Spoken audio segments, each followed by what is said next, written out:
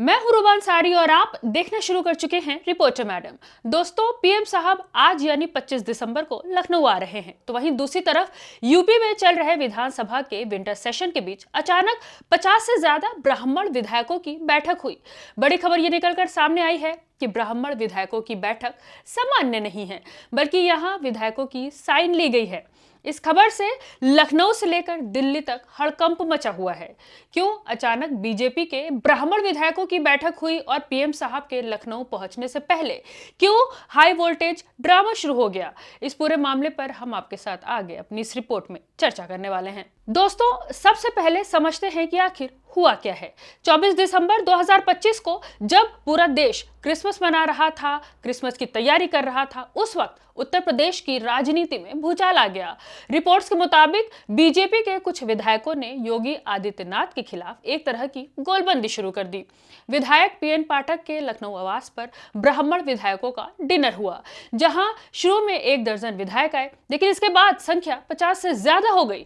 पहले तो दावा किया जा रहा था कि इसमें विपक्षी दल के विधायक भी शामिल हैं, लेकिन अब जब विधायकों के दस्तखत वाली फोटो वायरल हो गई है, तो ये बात बहुत हद तक साफ होती दिख रही है कि बैठक में बीजेपी के सारे ब्राह्मण विधायक थे। ये डिनर बीजेपी विधायक पीएन पाठक ने होस्ट किया था। इसे सहभोज कहा गया। इसका मतलब है कि समुदाय का डिनर।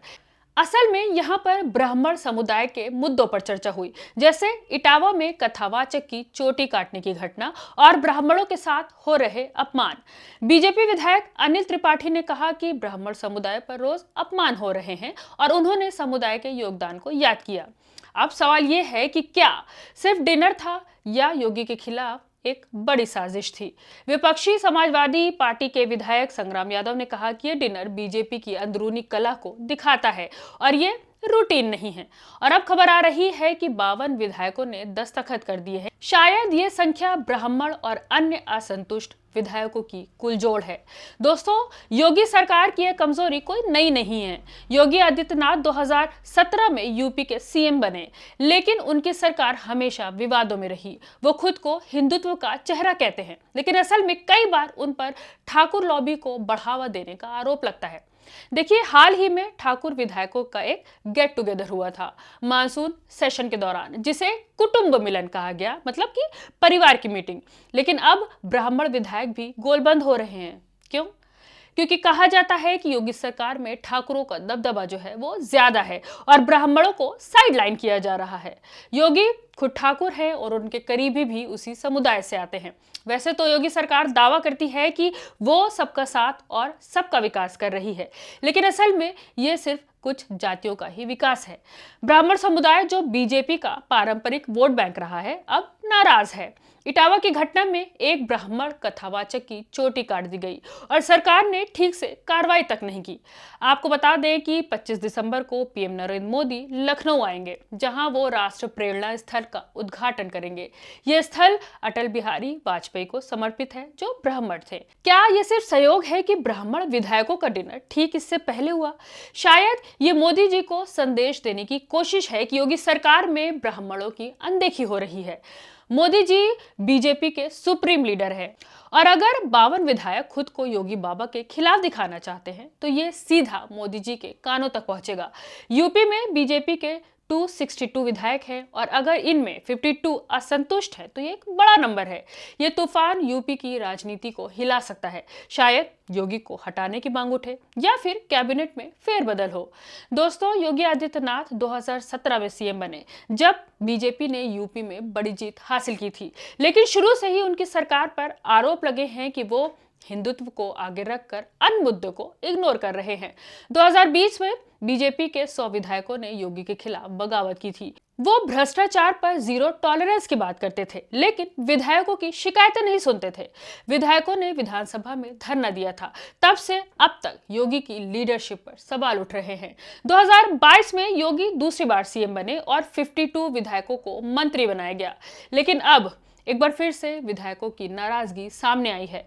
भले से सहभोज में पहुंचने वाले विधायक दावा कर रहे हों कि ये खिचड़ी पार्टी थी या फिर लिट्टी पार्टी थी, लेकिन ये बात तर्क संगत नहीं लगती, क्योंकि अगर कोई व्यक्ति किसी के घर खिचड़ी पार्टी या फिर लिट्टी की दावत पर जाता है तो वहां पर साइन नहीं किया जाता, खाता है, मिलता है और हाथ पोंछकर चलता बनता है।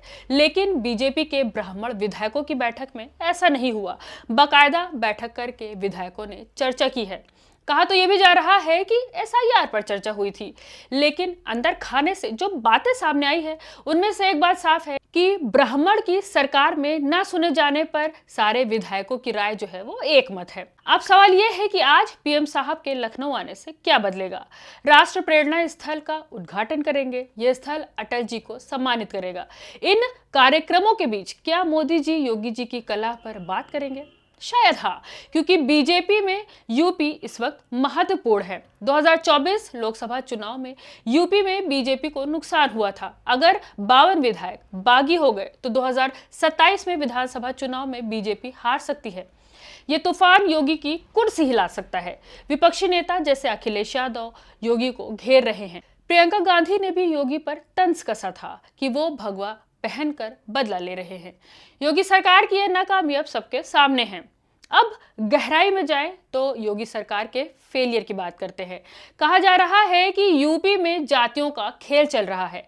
पहले ठाकुर फिर कुर्मी विधायकों की मीटिंग हुई। ठाकुरों का प्रदेश में नेतृत्व है ही, कुर्मियों ने प्रदेश अध्यक्ष के रूप में अपना धड़ा तैयार कर लिया है और ब्राह्मण विधायकों का डिनर इसी का नतीजा है। वो संगठित होकर अपनी आवाज उठा रहे हैं। वैसे तो डिप्टी सीएम के रूप में ब्रजेश पाठक जो हैं वो ब्राह्मणों के नेता हैं, लेकिन वो शायद जातिवादी राजनीति से थोड़ा दूर दिखाई देते हैं। आपको बता दें कि यूपी में ब्राह्मणों को इग्नोर कर पाने की स्थिति में बीजेपी नहीं है, क्योंकि यहाँ ब्राह्मणों की संख्या जो है वो 12% से ज्यादा है। भले ही इस वक्त पूरे देश में बीजेपी का फोकस पिछड़ा वर्ग है, लेकिन ब्राह्मण और बनिया बीजेपी के बेस वोट है। अगर ये खिसक गए तो योगी ही नहीं बल्कि पीएम साहब की कुर्सी भी हिल जाएगी। इसलिए पीएम साहब के आने से एक दिन पहले बीजेपी के ब्राह्मण विधायकों की मीटिंग एक नया गुल खिलाने वाली है। ये तो तय है कि ब्राह्मणों की मीटिंग का 1-2 दिन में बड़ा इफेक्ट दिखाई देगा। शायद कि कैबिनेट में कोई फेरबदल हो, क्योंकि पिछले दिनों से चर्चा ये है कि कैबिनेट में कुछ बदलाव होने वाले हैं और जब ब्राह्मणों की मीटिंग हुई है तो कुछ ना कुछ तो तय होकर ही रहेगा। ऐसे में मानिए या ना मानिए, अंदर खाने में कोई ना कोई बड़ी खिचड़ी जो है वो पक रही है। इस पर फैसला 1-2 दिन में जो है वो आ सकता है। पूरे मामले पर आपका क्या मानना है?